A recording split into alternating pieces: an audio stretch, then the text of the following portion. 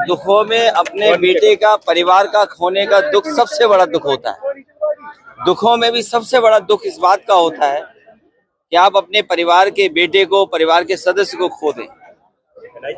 और अगर सुरक्षा को लेकर के, अगर सुरक्षा नियमों का पालन हुआ होता तो इतना बड़ा हादसा नहीं होता। सुरक्षा नियमों के पालन न होने की वजह से इतने बड़े लोगों की जान चली गई। और कुछ लोग अपने व्यक्तिगत और अहंकार में किसी की सुनना भी नहीं चाहते हैं। और सच्चाई तो यह है कि जो परिवार वाले होते हैं वो अपने परिवार के सदस्यों के होने का दुख समझते हैं।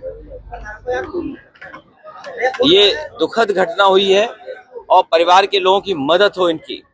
अभी जिस नौजवान से मैं मिल के आया हूँ वो वही नौजवान है जो वीडियो में आपने देखा कि वो खिड़की से कूद गया। उसके चोटें हैं, स्पाइन में है, वो जॉब करता था।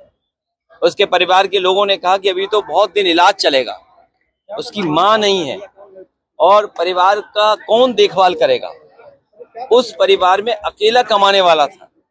अगर सरकार नहीं मदद करेगी तो कौन मदद करेगा। ऐसी घटनाओं में सरकार की जिम्मेदारी बनती है कि पूरी मदद करें। हमारी मांग है कि जो व्यक्ति 50,000 की नौकरी में काम करता था, जब तक वो स्वस्थ नहीं होता है दोबारा नौकरी के लिए नहीं पहुंचता है, तो जो उसे वेतन मिलता था वो तो मिले ही मिले। और इलाज को लेकर के भी पूरा इंतजाम सरकार को करना चाहिए। और जो मरने वाले जो बच्चे हैं, सरकार पे तो कौन कमी है खजाने की। सरकार को बड़ी मदद करनी चाहिए। और अगर सरकार 1 करोड़ भी मदद करती है, क्योंकि नई उम्र के नौजवान थे, 21, 22, 23, 24, 25 साल के थे, उनका भविष्य बनता, वो कल कुछ बन करके दिखाते। वो अपनी मेहनत से कुछ न कुछ कर रहे थे वहां, उन्होंने जान खोई। उनकी मदद होनी चाहिए।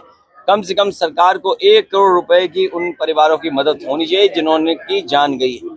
सर, एसआईटी बनाई गई है, एसआईटी जांच कर रही है, बड़ी कार्रवाई की बात कर रही है कि थोड़ा हमने और आपने 10 साल से देखा है एसआईटी बनाने का काम। हर घटना में एसआईटी बनती है और लगता तो ऐसा है कि कोई सरकार नहीं है। और सरकार है तो सरकार नियमों का पालन क्यों नहीं कराती। और इस सरकार में जो नक्शे पास हुए होंगे, जो एनओसी मिले होंगे, फायर एनओसी तब मिलेगा तब जाकर के नक्शा पास होगा। लेकिन कौन लोग थे जो फायर एनओसी के लिए अपनी जेब भरते थे और जेब का खजाना कहां तक लेकर के जाते थे। लगता तो ये कि 10 साल से कोई सरकार ही नहीं थी। और जब भ्रष्टाचार हावी हो जाएगा मानकों पर तो क्या फैसला होगा। इस सरकार में भ्रष्टाचार हावी हो गया है मानकों पर। इसकी वजह से भ्रष्टाचार चरम सीमा पर है। और जो सरकार भ्रष्टाचार से बनी है वो भ्रष्टाचार तो करेगी, क्यों नहीं करेगी। सर, 4 लोग 2016 लेकिन अभी तक वजह नहीं पता चली कि आग लगी कैसे। 4 लोग, छोटों पे कार्रवाई हो गई, बड़ों को बचाया जा रहा है। आपको याद होगा